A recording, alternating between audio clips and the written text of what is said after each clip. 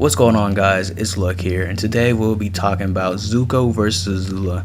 I feel like this fight has been heavily debated and very biased on each side of the fan base, so I just want to make some points and clear all the misconceptions up and make this as fair as possible. Okay, so throughout season 1 and the beginning of season 2, Zuko was not on Azula's level at all. Azula was just shown way superior in all ways. Like, even when she didn't bend, she was beating Zuko at the beginning of season 2, which is just fucking insane. Like, she was on a different level. I feel like when they first getting on the same level was when they were fighting in the crystals. And Azula was fighting Katara, and she was pretty much losing that fight. And then Zuko hopped in and switched off, and he was fighting Katara and was stalemating her. So Azula was losing, Zuko was stalemating. So I feel like, okay, he's kind of at that level. Not exactly. I wouldn't say this is exactly where he's on the same level, because maybe he's just able to fight waterbenders better, you know. So we get to see him later in season 3. They first fight again at the Bull and Rock when they're on the gondola, and Zuko was pretty much countering everything that Azula threw at her. He countered all the fireballs or everything that she threw at her. I mean, Sokka was there as well. He didn't really contribute too much, because people be like, oh yeah, Sokka was there, so that doesn't really count. But the very next episode, during Southern Raiders, they both found the airship, and they were stalemated. They were on the same level. Literally, Zuko was going through her fire and was able to dictate that fight, and then which eventually led to that punch where they both flew off. I feel like, okay, this is where Zuko is exactly at her level. This is literal proof, because it was a stalemate and he dictated that fight. Now people try and make excuses like, oh yeah, she wasn't trying, even though she was. During that time, her face got serious. You know, she smiles all the time, so like, of course she's gonna crack a little smirk here and now, but she did get serious at times during that fight. And also people be like, oh yeah, but she was mentally unstable during that time. She was not mentally unstable during that fight. It was during the Sozin's Comment episode where she was getting like very upset over a nut and just hallucinating and everything. That's when she really was off her game.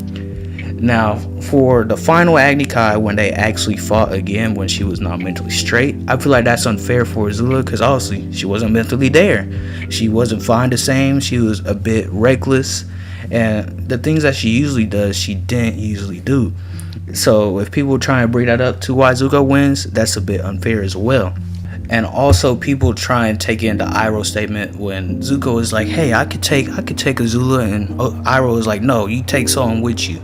And people try and take that out of proportion, like, oh yeah, Zuko's not on her level, even though we saw feats where he actually was.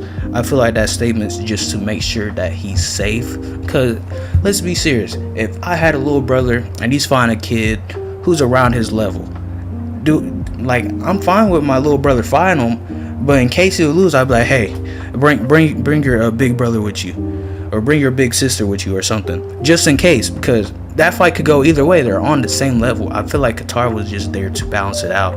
So say, okay, if Zuko loses, Katara's there, and then the situation's fixed. So I don't like how people try and make that out of proportion and be like, oh yeah, Iroh said he couldn't, so he couldn't. You know, Zuko's just very loyal to Iroh at this point. He's not gonna try and argue with him, because he fucking loves Iroh. He's not gonna be like, oh no, Iroh, I got this. He's been through so much during the series that he's not even gonna argue with Iroh anymore. So there's that point.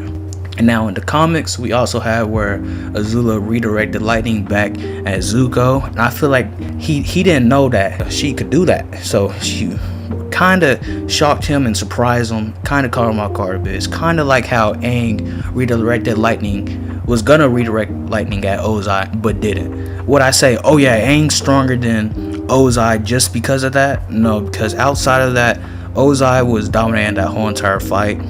And even like, if we do this like a series, say they fight like 10 times, I feel like this fight would go like 5 for 5, like they're both gonna be straight down the middle, or 6 for 4, either or. I feel like this fight is gonna be high diff or extreme diff. We don't have enough evidence for one to be over the other, but I feel like people trying to say, oh yeah, Zuko is not great, and he's not gonna be able to hang with Azula anymore. Like, she's just been strong throughout the series, even though he caught up.